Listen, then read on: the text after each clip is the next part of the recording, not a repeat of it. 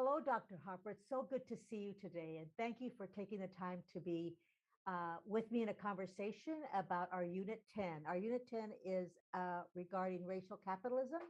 But before we begin the questions, I really want to introduce our students in 703 to your amazing career.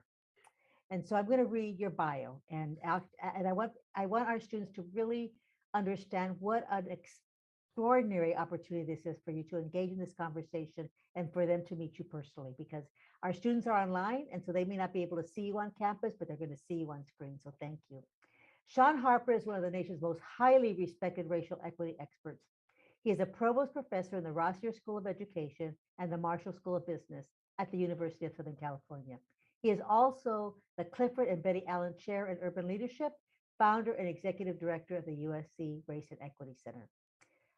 Even though Marshall's there, Dr. Harper, I have to say that we feel here at Rossier, you're ours. So just want to say that. Absolutely. Dr. Harper's research focused primarily on race, gender, and other dimensions of equity in an array of organizational contexts, including K-12 schools, colleges and universities, and corporations. He has published 12 books and over 100 other academic publications. His research has been cited in nearly 17,000 published studies across a vast array of academic fields and disciplines. The New York Times, Washington Post, Wall Street Journal, Chronicle of Higher Education, and several thousand other news outlets have quoted Professor Harper and featured his research. He has been interviewed on CNN, ESPN, Black News Channel, and NPR. He has testified twice to the United States House of Representatives and spoken at numerous White House convenings.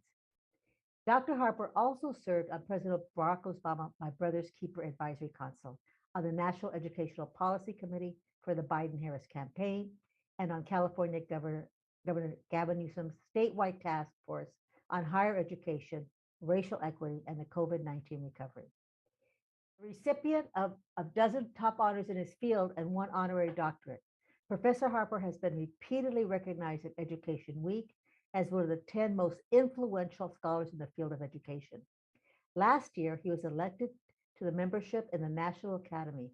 And this month, just recently, just a few weeks ago, Dr. Harper received his appointment as a university professor, one of USC's highest academic honors, only, as President Folt would say, conferred to faculty who bring great distinction to our university through the unparalleled excellence of their accomplishments. Congratulations on that appointment, Dr. Harper. We're so proud of you because you belong to Rossier. You'll say that right there. And to me personally, Dr. Harper, you are a wonderful colleague and friend. And again, can't thank you enough for spending your time, as busy as you are, to spend time being interviewed for our students in EDUE 703. Dr. Robles, I love you and respect you enormously. You are one of my absolute favorite colleagues, not just here at USC Rossier, but on the planet. Students, it's wonderful to be with you. It was such an honor to have been invited by Darlene to spend this time with you. She and I have known each other for 19 years. We were new professionals when we met in our early 20s. But really, Darlene, I'm just so grateful for the educational leader that you are. And I've just always been so inspired by your amazingness, by your giftedness.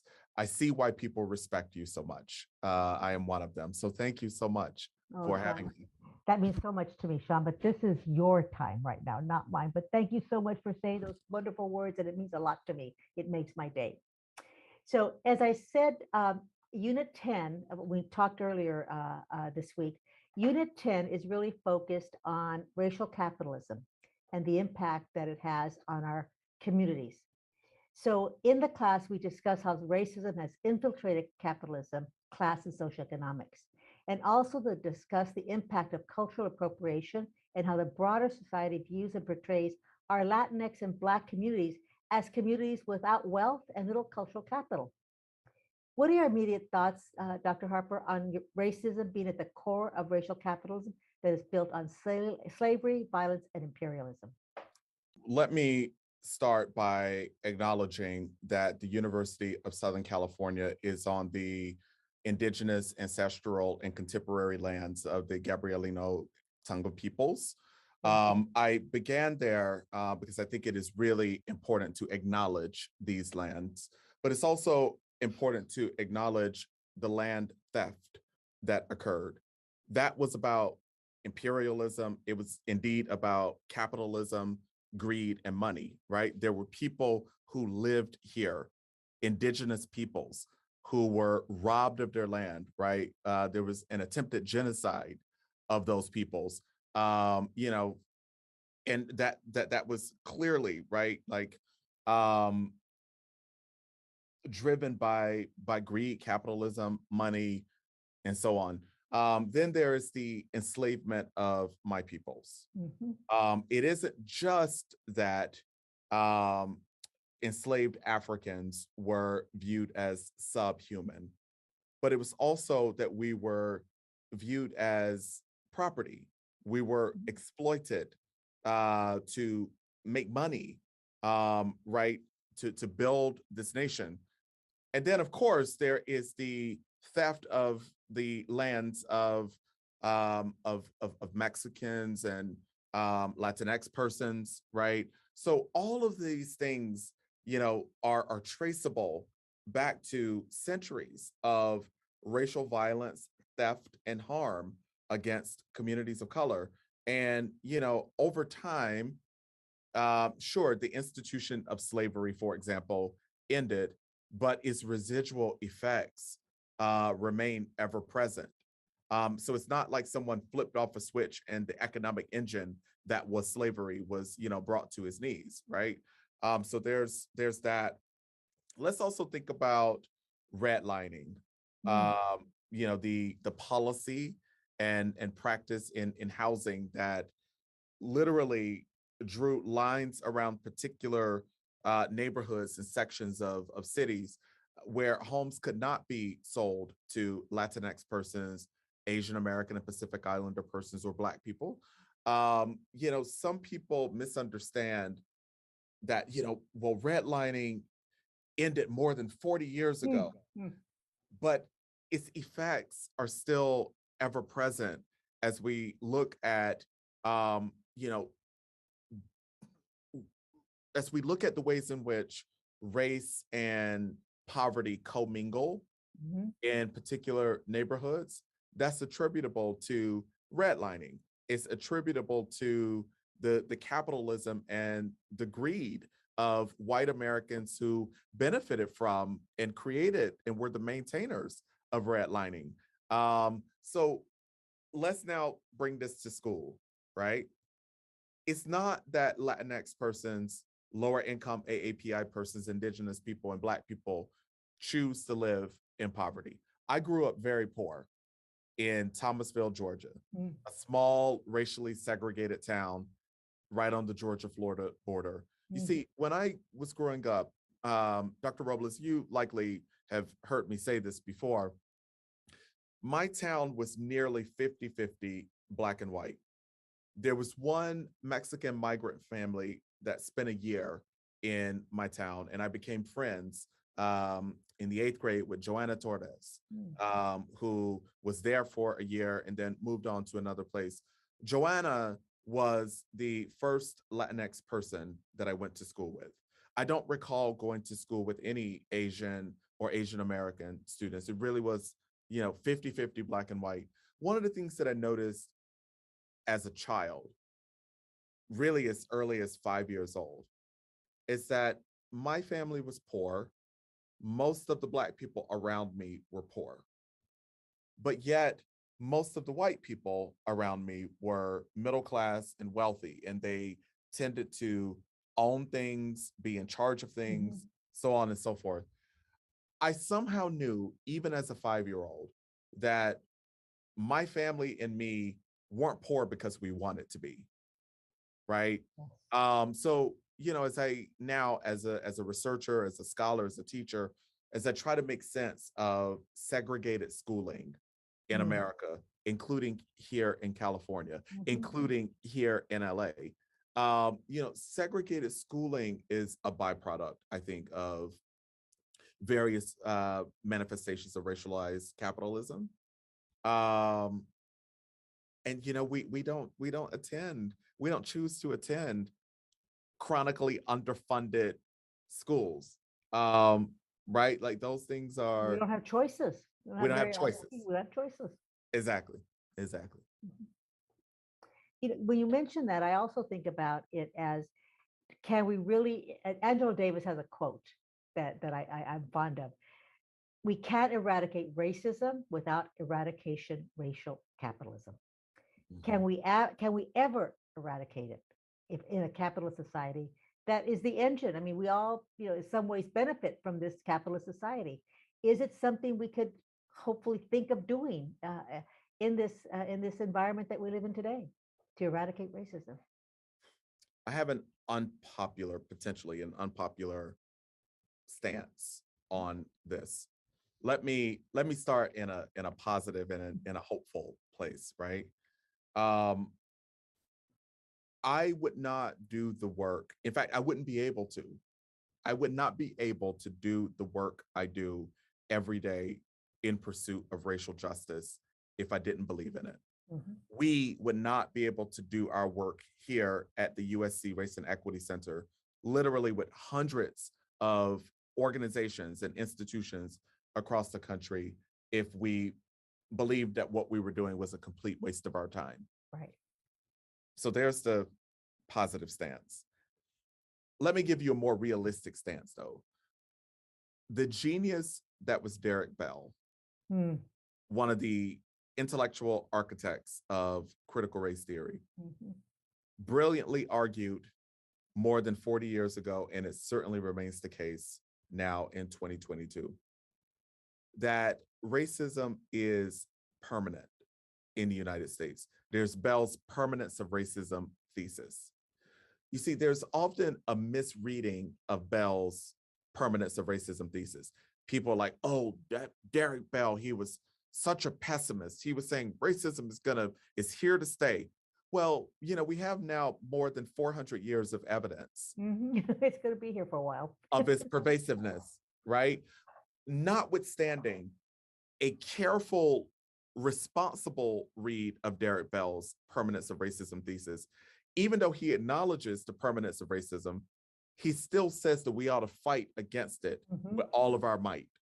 Um, that is what brings me to work and brings us to work here in the center every day. That no, we probably will not fully eradicate it in our lifetimes. A thing that has been so deeply entrenched for hundreds of years, right? Um, but there are things that we can do, progressive steps that we can take. So I feel that same way about Angela Davis's stance on racialized capitalism. I think that there's too much money involved. Mhm. There are too many people who historically and contemporarily benefit from racial inequity. That's just a reality. Nonetheless, though, right? Like we still, as educators, have a civic responsibility to illuminate, more deeply understand, and ultimately give it all that we can to disrupt that racism, right? I appreciate that comment, Dr. Harper, because this is what we're preparing our students to do in our course in the doctoral program. Is it exists?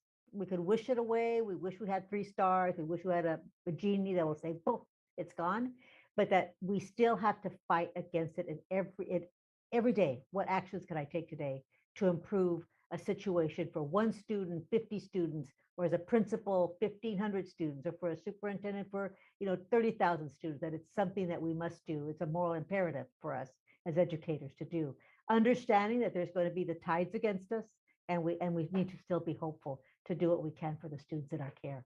Thank you for that, Dr. Harper. Absolutely. So, as we view different modes of medium, I recall, I'm sure many people in the room saw and that are viewing this, and you as well, the wonderful halftime show of the Super Bowl. Yeah. Right? It was fabulous. And the fact that the map was there about South LA, it was looking, oh, we know that street, we know that street. But you see many white artists who want to continue to appropriate Black culture in their professions. Do you think this should continue in 2023 and beyond? Or just accept it, kind of okay, you know, the hairstyles, the music, all of that. What are your thoughts on that, Dr. Harper? Oh, I love that you asked me this question, Dr. Robles. Let me say one thing as a prelude. I published a piece in Ebony magazine about the Super Bowl, Mm. both the performances of um, America the Beautiful, or maybe it's not America the Beautiful, whatever the name of the song is. It's escaping me right now. Um, and the Star Spangled Banner, Mhm. plus the halftime show, right? So please go check out the Ebony magazine Okay. article, everyone. It is open access. Just simply do a Google search for Super Bowl fumbles on Mm. Black women. Um, Mm. in it, one of my major critiques was with the halftime show that Mary J. Blige was the only woman Yes. who was represented among a multitude of men who were, representing hip hop. And I just think in 2022 and beyond that we have to be much, much, much, much, much more intentional about um, gender inclusion and Thank you. inclusion and representation um, on big important stages like that. It just really disappointed me that there were not more women who were brought to that very important stage. Now, to your question about And I just cultural want you to know that appropriation. I appreciate that comment because I agree with you. As you know me, Dr. Harper, it's always about where are the women? Where are the women of color? We just had that conversation about the deans at the university. You know, how many are women of color? So thank you for that. Absolutely. Now, about cultural appropriation, my goodness. I love that we're talking about this in an education course. Um, it's something that I talk about at least once a week with our corporate clients here in the center. So, it is indeed another way in which whiteness and white people benefit and profit Mhm. economically from the labor of and the brilliance of people of color by appropriating these hairstyles, appropriating music and all of these things, right? um I suppose, Darlene, that I would not be, in students, I would not be so troubled by it if indeed the economic benefits were equitable. Mm, They are not. they're not. No. They are not, Mhm. right? The creators and the producers of that culture often those cultural contributions often they don't get credit, Mhm. and they certainly don't get money. Um, I'm thinking about one very specific example. I taught this case in my MBA course. There was a fashion brand last year that started making a pair of jeans with some boxer shorts sewn into the jeans. And essentially, the jeans were intended to, look like they were sagging with the boxer shorts, um, exposed. Mm. And these jeans, Darlene, it's the most ridiculous thing. These jeans were selling for like some insane amount of money, like, I don't know, like $1,000 a pair or something like that, right? I thought about the ways in which Black and Latino males have been criminalized Mhm. for 30 years for having that same look, right? You're so right. The racial profiling of those men of color and gender queer persons of color Mhm. who created that look and so on is now on a runway in some other country, you know, being sold for $1,000 by some fashion designer who is white. That is just it's It's not. unbelievable to me. It's obscene. It's just. It's unacceptable. Right? Right, It's just unacceptable, right, and it continues. right. the problem is twofold, right? First off, you criminalized these Black and Latinx people. But then also, like, now that profits are being made from this particular look, and to be sure, not just on this runway, not just with this Mhm. one pair of jeans, but also as you look as you look at these sort of the cultural co-opting of hip hop, Mhm. that same thing is happening. The people who created that aren't getting paid. No. And that's been the history since rock and roll, right? Way back in rock and roll, where the artists, Black artists, Latino artists, the hits, they didn't see any penny, no residual. It's just a continuation of that. And who copied who, right? Who did the Beatles copy? Who did the Rolling Stones copy? It was our Chuck Berrys of the world. It's all of that information that we often don't take time to study and understand, and why it's pervasive to this day. Yeah, yeah. Um, Let me say one thing. Let's do situate this in the field of education for a Mhm. moment. And here's perhaps some good news. I am inspired that educators have taken seriously the work of Gloria Latson-Billings Yes. and Geneva Gay Mhm.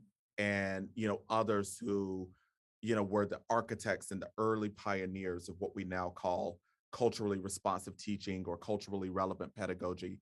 um, that seems to not have been, at least yet, co-opted, right?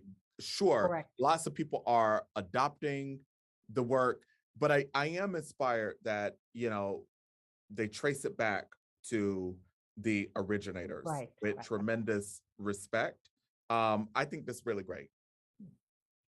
Well, Dr. Harper, I know that you have a busy schedule ahead of you today, and I just want to thank you again for giving us some of your special time with us. Is there any last comment you would like to make to our students to give them, again, that sense of hope despite everything that's going on? Because you have to have hope in our world to really to continue to make a difference in children's lives in our community. Well, I'll say two things. One, I can't believe that our time is almost over. I could talk with you all day long, Well, as you know. thank you. Thank So I you. always appreciate when you and I are together. Um, Here's the last thing that I'll say to our students. Um, I'm a huge appreciator of intersectionality. Um, as you all likely know by now, intersectionality was a term created by Kimberly Crenshaw, Mhm. who is a legal scholar, and she created it in the 70s and in the late 80s, rather, in the late 80s, um, to help the courts understand the intersectionality of race and socioeconomic status and other dimensions of identity for Black women in the judicial system and in judicial proceedings. And to help us understand how various laws and policies made those women of color vehicles for vulnerability and for the miscarriage of justice. As you all think about and talk about racism and capitalism and the other isms, I just think it's important to just always be mindful of the intersectionality of those things, that sometimes they might exist in isolation. Sometimes racism is just racism on its own, and classism is just classism on its own. But I love that you all have this unit where you're bringing together racism and capitalism and understanding how they commingle. Do that in your work. Thank Right. you. And for our students, take this advice from Dr. Harper because he's brilliant and I enjoy working with him. And again, thank you for your time. As we know, Dr. Harper is the founder and executive director of the USC Race and Equity Center and a renowned professor at USC and the National Academy, and just a researcher that we all should follow every day and your many published books and articles. Again, Dr. Harper, thank you for the time, and we'll reconvene soon sometime for maybe another video for our students in the future. Thank you. Anytime. Thank you.